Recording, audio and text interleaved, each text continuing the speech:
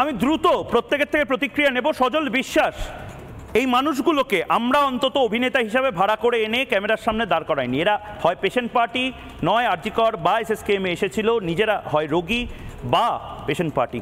এরা যে কথাগুলো বলছে, এরা যে স্টেটমেন্টগুলো দিচ্ছে, গোটা বাংলার এরকম বহু চিত্র আমরা দেখাতে পারি। 24 ঘন্টা কেটে যাবে। এগুলো সত্যি না মমতা বন্দ্যোপাধ্যায় সত্যি কথা বলছেন? কে সত্যি কথা বলছে আর কে মিথ্যা কথা বলছে? এটা তো আমরা হাসপাতালে রয়েছি, হাসপাতালে ঘুরি, আমরা নিজেরাই সেটা প্রত্যক্ষ করি। ওনারা যেটা বলছেন একদমই বাস্তব চিত্রটাই তুলে ধরেছেন, এবং পেশেন্টরা তাদের যে আবেগের জায়গা থেকে তুলে ধরছেন, মানে হচ্ছে এই পরিষেবাটা তারা পেয়েছেন এবং সেটাতে তারা আপ্লুত। এটা তাদেরকে আমরা অসংখ্য ধন্যবাদ জানাচ্ছি।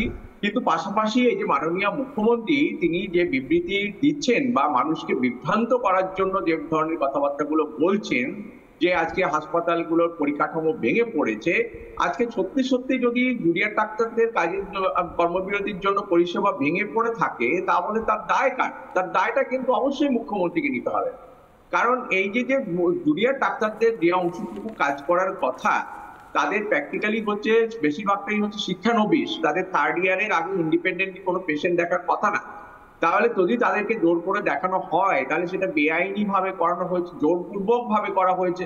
এবং আজকে সিনিয়র ডাক্তারের যত সংখ্যায় থাকার কথা ছিল, সেই জায়গায় রিক্রুটমেন্ট গুলো বন্ধ করে দেওয়া হয়েছে।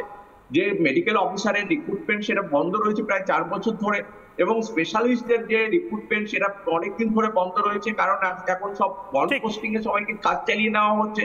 তাহলে এইভাবে আজকে পরিকাঠামো আমি অনুরণের কাছে একবার ছোট করে যেতে চাই, কারণ এই যে রিক্রুটমেন্ট বন্ধ সবটাই তোমাদের উপর যদি হয় 30 সেকেন্ডে, এই রিক্রুটমেন্ট বন্ধ, এটা কি সত্যি কথা? হ্যাঁ, রিক্রুটমেন্ট বন্ধ, বহুদিন ধরে স্থায়ী রিক্রুটমেন্ট হয় না। রিক্রুটমেন্ট হলেও সেখানে স্বজন পোষণের অভিযোগ তোমরাই মিডিয়াতে দেখিয়েছো। আমি শুধু একটা কথা এখানে বলতে চাই, একদিক থেকে বলা হচ্ছে অচলাবস্থা চলছে, আমরা বলছি যে না, স্বাস্থ্য পরিষেবা ভেঙে পড়েনি। কিন্তু আমি যদি ধরেও নিই যে অচলাবস্থা চলছে, সেই অচলাবস্থা কাটানোর জন্য সদিচ্ছা নিয়ে আমরা তো গিয়েছিলাম নবান্নে। উনি শুধু একটু লাইভ স্ট্রিমিং করিয়ে যদি মিটিংটা করে আমাদের 5টা দফা দাবি মেনে নিতেন, তাহলে তো আজকে অচলাবস্থা, ওনার কথা মতো অচলাবস্থা থাকতো না। ওনার কাছে অচলাবস্থা কাটানোর থেকেও ইম্পর্টেন্ট অভিযুক্ত ডিএমই ডিএইচএসকে ওই পদে রেখে দেওয়া। ওনার কাছে অচলাবস্থা কাটানোর থেকেও বেশি ইম্পর্টেন্ট ওনার জেদটাকে বজায় রাখা, যে আমি লাইভ স্ট্রিমিং করবো না। এবং সেই জেদটা কেন যে বজায় রাখছেন মমতা বন্দ্যোপাধ্যায় আমরা অন্তত জানি না। মমতা বন্দ্যোপাধ্যায় কেন যে মিথ্যাচার করছেন আমরা জানি না, কিন্তু আমরা যেটা জানি সেটা হলো আমরাও হিসেব রাখছি, আমরাও টাইম গুনছি কখন মমতা বন্দ্যোপাধ্যায় সত্যিকারের পদত্যাগ করেন। দেখি এই প্রতিবেদন এবং তারপর এক ছোট্ট বিরতি।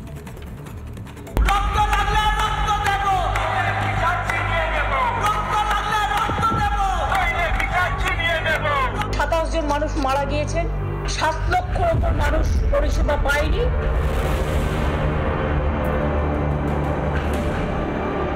উনি কি সিনিয়র ডাক্তারদের দেখতে পাচ্ছেন না? উনি চোখ বন্ধ করে আছেন।